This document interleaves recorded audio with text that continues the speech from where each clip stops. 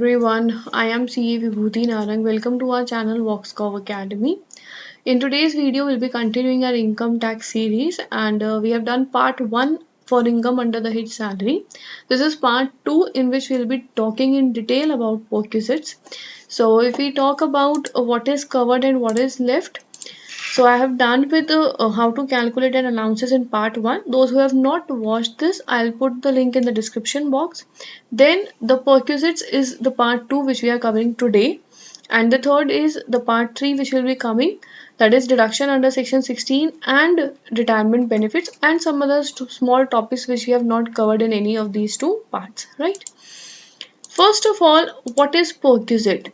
See, whenever an employer gives an employee a fixed amount in salary on per month basis, that is known as an allowance. But just think wisely that whatever you are earning as an employee is earning to live your livelihood, to earn a good livelihood, to give good facilities to yourself as well as your family. Just to bridge this gap, employer may provide some facilities to the employee for the sake of better living of the employee. Now, such facilities can be in the form of cash or in the form of kind.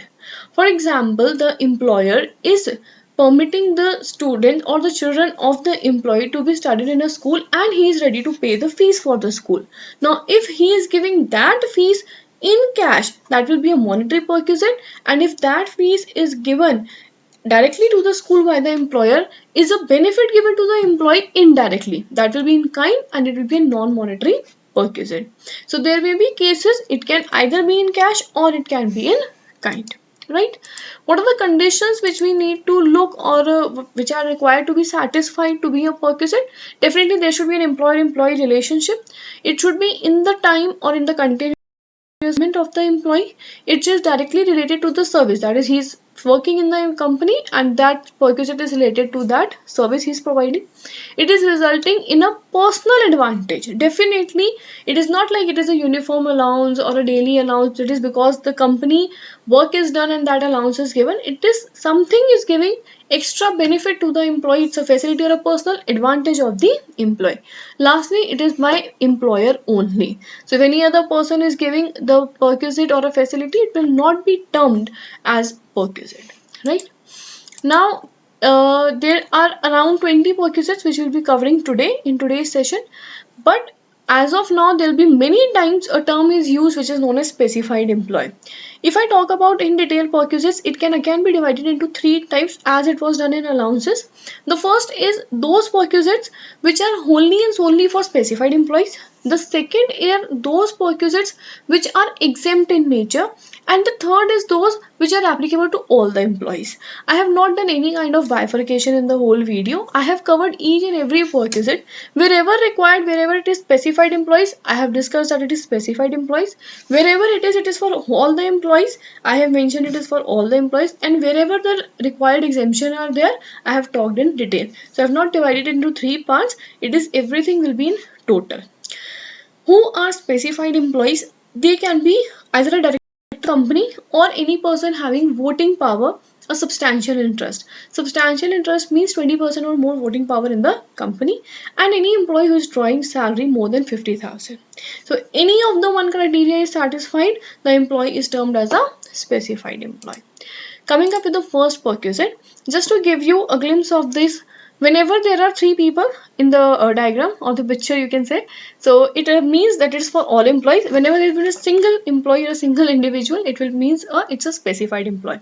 So even if I forget to tell it is specified or for all, you have to take it from the diagram itself. Either it is for the all the employees of the company or it is only for the specified employee, right? First is interest free loan or loan at a concessional rate of interest. Now interest free loan, it means the employer is giving loan to the employee and that loan amount is given at a concessional rate. So what happens is this perquisite is only and only when the interest component is there. So there is nothing impacting the principal component, right? What kind of concession is there? What you have to do is you have to take out the aggregate amount of loan at the last day of each month. So it can be cases that there is 2 or 3 times the employee is taking loan in a month, so you have to just aggregate at the end of the month. You have to take the interest rate of SBI as on 1st of April of that financial year. So for example, as of now it is June 21. The end of June 21 means 30th June 2021. We'll take out the aggregate amount the loan employee has taken. We'll take out the SBI rate as on 1st of April 2021. We'll multiply both the amounts, that is step 3, and it will give you the interest amount. Step 4, which is the interest recovered by the employer. That is, employer is recovering some amount of interest by the employee. And when you deduct step 3 from step 4, it will give you the taxable perquisite. How come? The SBI rate which is running, the employer must be giving it a very concessional rate. So what is that concessional rate, or what is the difference between these two rates, will be your taxable perquisites, right? When this is not applicable, this is not applicable in 2 cases: when there is any treatment or loan taken for treatment of any disease mentioned under rule 2A, like cancer, AIDS, etc., and if the amount is of loan amount is less than 20,000 rupees, right? So it is only covering loan, nothing related to advance. So if any employee has taken any advance from the salary, so it is not that case. Second perquisite is perquisite in respect of traveling, touring and accommodation. So for example, the employee is going for any traveling, touring or accommodation out of the state, then the employer may give the accommodation charges or the traveling or the touring expenses himself on behalf of the employee as well as its family members, right? So if they are going for any traveling accommodation purpose outside the state or within the state for any recreation purpose or anything, then at that time there will be the amount, if any, paid by the employer will be taxable as perquisites. So it is other than leave travel concession. Why is it said so? Is leave travel concession is a special perquisite being given to the employees, and it has some own limitations and boundaries. So except leave travel concession, if anything is given, then it is covered under this head. Now, how is the taxability done? If this facility is uniformly available to all the employees of the company, right, then the taxable part of the perquisite is expenditure incurred by the employer. So it's very easy. That employer is providing to all the employees whatever expenses is incurring, you have to deduct the recovered employee from the employee. Not even in this perquisite, I'll say for all the perquisites, if any amount is recovered by the employee, you have to deduct that amount. Otherwise, that amount in totality will become your taxable perquisite, right? If that facility which is providing to a specified employer, any employee, is not uniformly available to all the employees of the company, then you have to take the value at which such facilities offered by other agencies to the public. For example, if there is any facility is not providing to all the employees, then whatever value is there providing, other agencies are providing in the public, take that market value and you have to deduct any amount recovered by the employee. Free food and beverages provided to the employee. So quite interesting. You must be getting the evening tea or the morning tea or snacks. So that is totally exempt. That is never taxable in the hands of the employee. So what is exempt in this case is very important. Any food or non-alcoholic beverages given during the working hours in remote area or offshore installation. So if the employee is going to an offshore installation work or in a remote area, any food is given at that place provided by the employer, it is not taxable. Other than this, whatever tea, coffee or non-alcoholic beverages, snacks you are getting during your working hours is exempt. So there is no perquisite on that value. But what is taxable is also important. Free meal in excess of 50 rupees per meal. So for example, during the working hours, a meal is provided to you of 110 rupees. Means the employer is paying to the caterer 110 rupees per meal. So 60 rupees will be taxable because the word mentioned is in excess of. So in excess of 50 rupees, the balance 60 rupees become taxable perquisite into the number of days the employee have taken the meal in the company. Any amount again recovered, so it will be deducted. Also, if any non-transferable voucher is also given, then also it is taxable. So Dexo coupons, you must have heard about it, right? Perquisite in respect of gift, voucher or token. So if any employer is giving any gift, voucher or coupon on ceremonial occasions, for example, the employee is getting married or there is any baby shower function or any function, any occasion in the family of the employee, and out of the way employer is giving some gift. So if that gift is in form of a cash, then it is 100% taxable. But if it is in form of kind, then up to 5,000 it will be exempt. More than 5,000 it is 100% taxable, right? Next perquisite we have credit card facility. So credit card facility can be given by the employer. It can be for both the purposes. Only for official purpose, so definitely it is exempt, because that credit card is solely dedicated for the official purpose. You cannot tax anything for the perquisite, because for anything to be taxed as perquisite, there need to be a relation that an individual advantage or a personal advantage is received by the employee. If it is for the personal purpose, it is 100% taxable. But if it is used for partly purpose and partly official, then whatever expense the employer is incurring, you have to deduct whatever is incurred for official purpose, and if any amount is recovered by the employee. The value is definitely taxable only if it is positive. It is negative, you cannot deduct it from your income under the head salaries. The next perquisite is club membership free recreation other than sports and health club. Why other than sports and health club? Because sports and health club is specifically given as exemption in perquisite, so not include that. Rest, it is on the same parameters as the above credit card facility. So if it is official, exempt; personal, taxable. Official and personal, you have to deduct whatever employer has expended minus whatever the official purpose expenses, whatever is incurred by the or recovered by the employee, and the value is taxable as perquisite.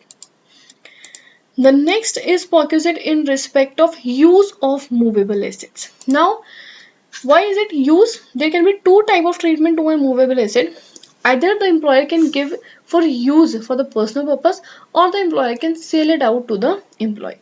Now, if the employee is using any movable asset and that asset is hired by the employer, there can be two chances.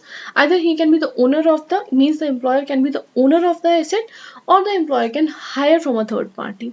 If the asset is hired, very simple, whatever the employer is paying to the third agency, the higher charges, you have to take that value as perquisite. If any amount is recovered by the employee, directly deducted. But if the asset is owned by the employer, there are two types of asset again in this. One is computer, laptop. Computer and laptop are totally exempt. So this is something the employer has to give for the official purpose. Although there can be restrictions in computer usage, but still it is exempt. Laptop it is provided, then the taxable value is 10% of actual cost of the asset less any amount recovered by the employee. Next is perquisite in respect of sale of movable asset. So if you sell the movable asset by the employer to the employee, if it is a computer and electronic item, the perquisite value is actual cost of the asset minus 50% per annum written down value method. Whatever value is coming, that will become your perquisite taxable value. If it is motor cars, then the perquisite value is actual cost minus 20% per annum written down value method. For example, an asset purchased by the employer in 2015 and it is being used or sold by the employer to the employee in 2021. So 20% per annum reducing down value method you have to use, and written down value method basis whatever value is coming as on date you are about to sell to the employee, that total value will become your perquisite value, right? Other than these two, means computer electronic items or motor cars, any other asset, it can be air conditioner, it can be a furniture, anything XYZ, that other movable asset perquisite value is actual cost minus 10% per annum straight line method. So it is not WDV, it is a 100% straight line method. Now the perquisite which I am about to cover is quite very technical, quite very important, and you must have heard about it in almost all the cases. So this is perquisite in respect of motor car and mode of conveyance. As the diagram, I wanted to make it very simplified, as the diagram is quite a lengthy one or a big one, so I just separated out from the main video. So this is only for specified employees, and the treatment is, as of now, till the time I do not move to the second part of this, you have to assume that the motor car or mode of conveyance is owned by the employer.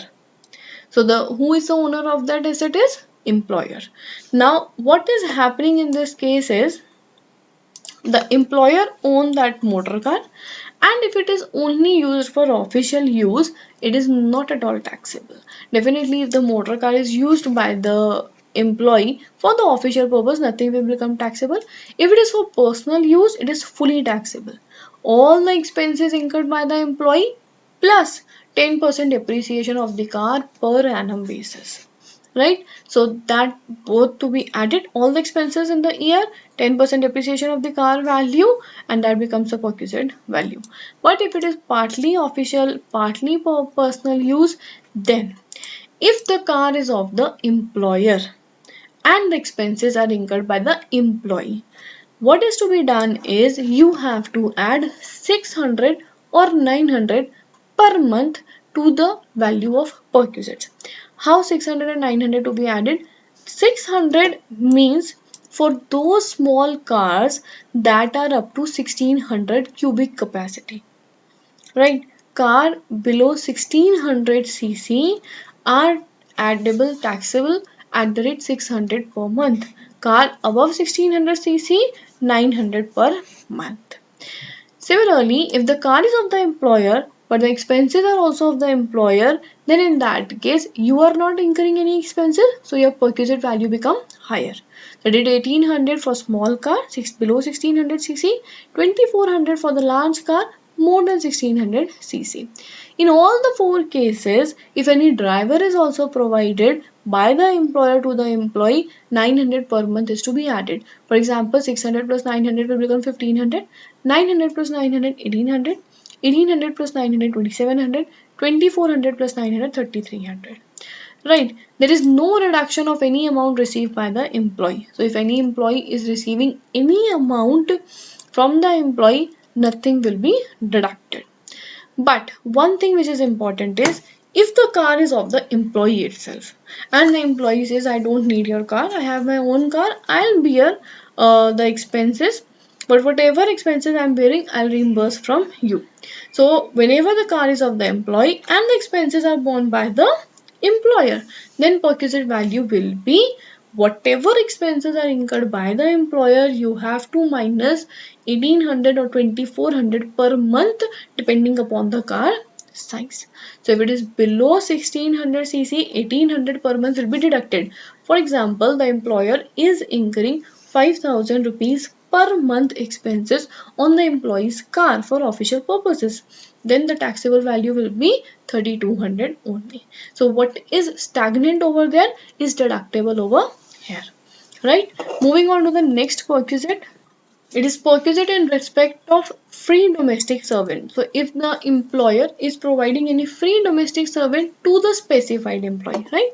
So here it goes. It is to the specified employees.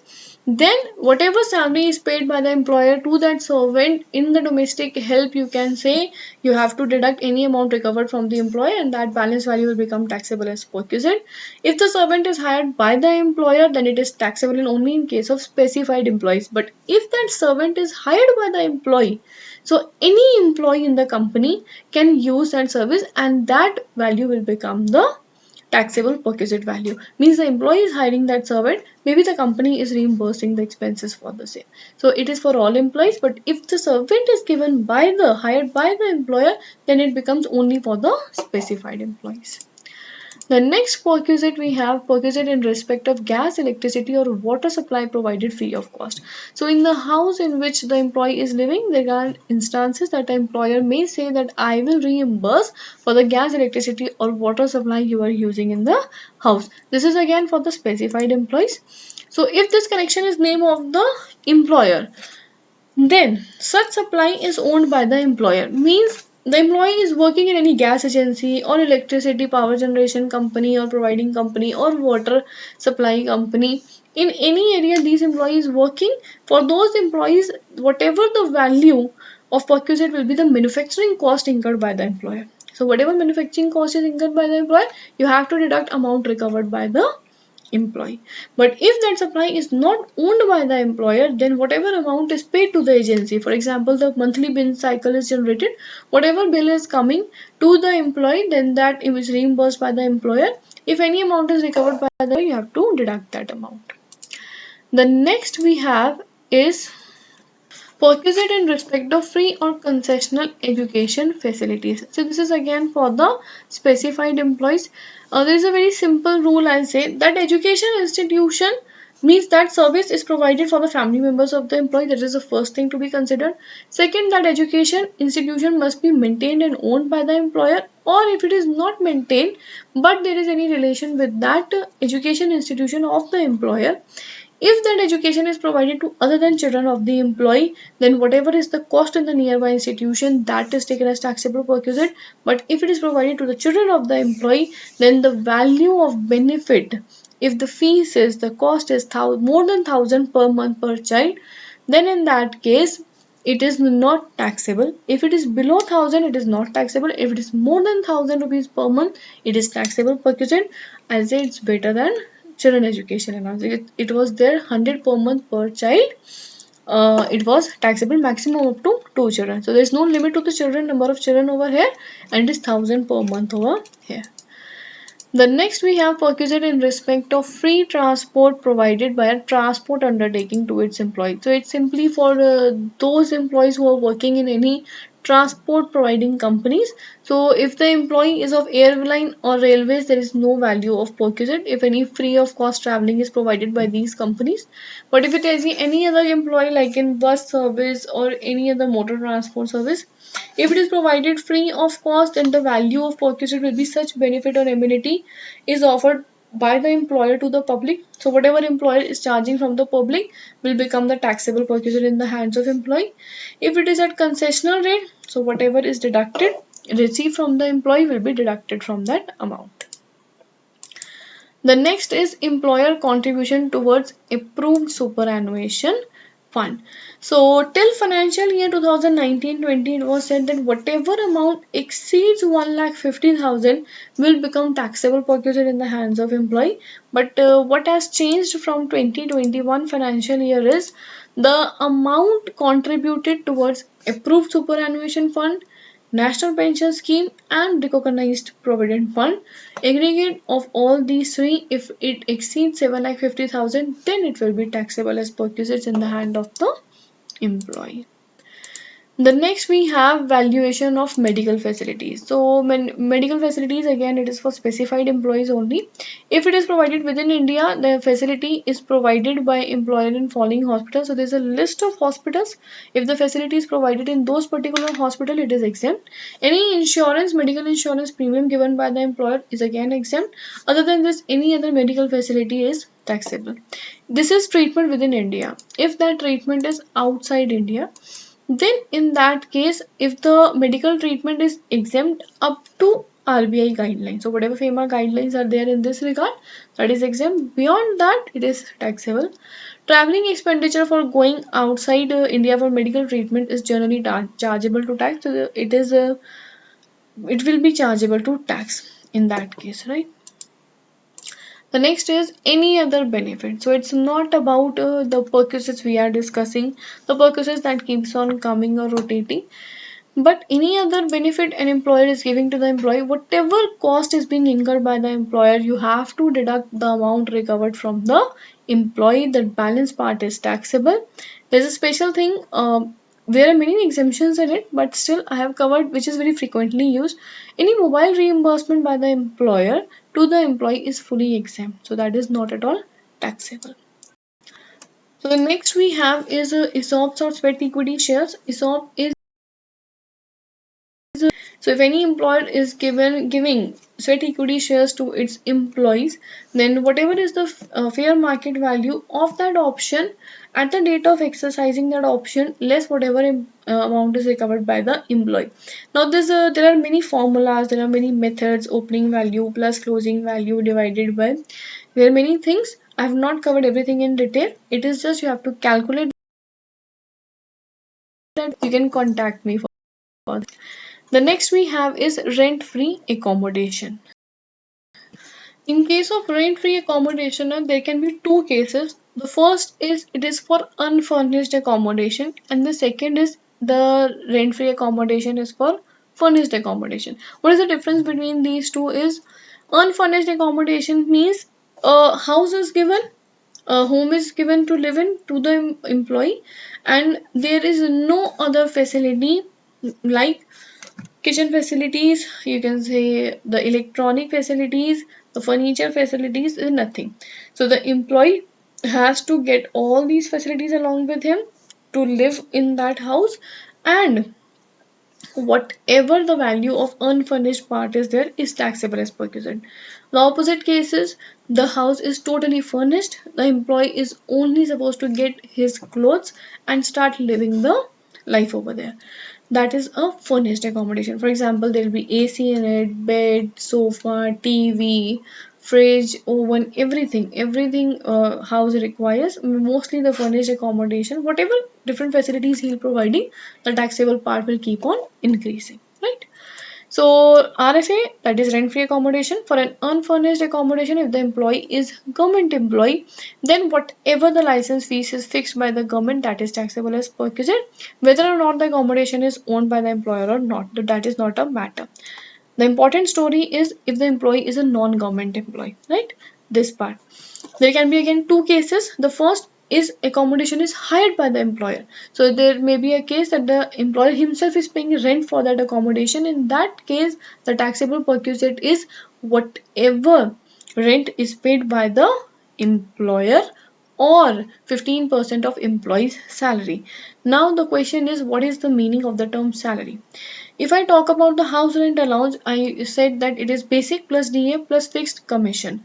In this case, the salary term includes basic, DA, fixed commission, bonus, and all your taxable allowances which are there will be covered in this part, right? Any commission also, everything is covered. All these terms included will become your salary. But if the accommodation is owned by the employer, so he is the owner of that house in which the employee is living, the RFA value is depending upon the population. Now the city or the area or the locality in which the population is up to 10 lakh, then the RFA value is 7.5% of salary. If it is population is more than 10 lakh but below 25 lakh, RFA value is 10% of salary. If the population is more than 25 lakh, then it is 15% of salary. Mostly it is 15% of salary only, but still population count matters. Now, what about the RFA for a furnished accommodation? Then in that case, you have to first of all calculate the value of unfurnished accommodation and you have to add the value of furniture. Value of furniture is same as in case of use of furniture. For example, if the asset is hired by the employer, then whatever hire charges he is paying, and if it is owned by the employer, then 10% per annum of the furniture value. That's it. In a single month, the employee cannot have both HRA and RFA. So any one will be there. With one more thing, 15 days if you're going to live somewhere, then that is not considered in RFA. So till 15 days it is not RFA. And more than that, if you're living for 2 months, 3 months, then RFA is calculated. Okay, the last but not the least is a leave travel concession. Is generally given to the specified employees. It is just given for traveling on leave from work. So it's just to give the employees a good break for just a recreation purpose. Only the travel expenses are covered, and actual domestic travel is must. So international traveling is not at all covered. Only the domestic travel is covered. Employee and family members is covered. Definitely he will not go alone to just roam around and enjoy the country. So family members are required in that case. Exemption is only on the traveling cost. No accommodation, no touring, tourist purposes, whatever expenses XYZ, eating, living, everything. Then nothing is covered. Only the actual travel part is covered. So if he is traveling by air, economy fare by Air India is considered. So no business class fare is will considered in that case. Shortest route possible will be considered. For example, someone is going from Delhi to Bombay, and he is following a route Delhi to Indore to Pune to Bombay. So that long route travel will not be compensated. The direct Delhi to Bombay flight fare will be considered. If it is a rail fare, then in the case of rail fare, it's first class economy, first class fare. So whatever the first class coach fare is there, that will be leave travel concession, again by the shortest best route possible. Bus fare is only the deluxe fare, right? No economy or the deluxe class fare, whatever is the bus fare, that will be allowed as concession. Now, this topic is covered in my website. So I wanted to tell you one thing regarding it's an update for the website. Definitely I'll be talking in a separate video for that same thing also. Whatever topics now I am covering, in future I will cover, or whatever I have covered in past in my videos on YouTube. Generally there was a demand, or you can say everyone used to say me that the PPT should be provided for self revision purpose, or it can be a chance that once you view the video you may lose the content from your mind. So what me and my team has decided is that to bring that content on my website, so where you can check it out, I'll just show you. So you have to come to my website, it's voxcop.com, and under this, under the curriculum tab, you have to just click to this tab, and you'll be directed to a page in which all my courses are available. So every course is divided into two parts. One is an advanced level and one is a basic level. Basic level definitely covers a very basic course. Advanced level have all the practical aspects in it. So at the end of every video, I'll tell that whether it is a basic level topic or an advanced level topic. As of now, today's video was for basic income tax, that will available be in advanced TDS or income tax also.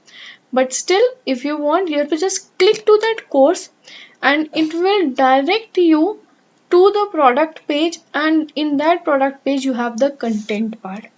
So whatever topics I'm covering, after the publish of the video on the YouTube, I will in a day or two, or anyone at the backend will publish that PPT over here. So this will basically be in form of a PDF file. So if you want, you can download for future references also. I don't mind that. So see, this way you'll get every content which I'm covering in this video now. So people used to say me I don't give this PPTs. So I just thought about to give you as a content. If you want, you can just download them. This is more or less relevant for all the amendments that keeps on coming in GST. It can be helpful for you in other topics also. But still, I tried that to give you whatever I have to share with you. So that's an update. I'll officially come up with a video for the same also.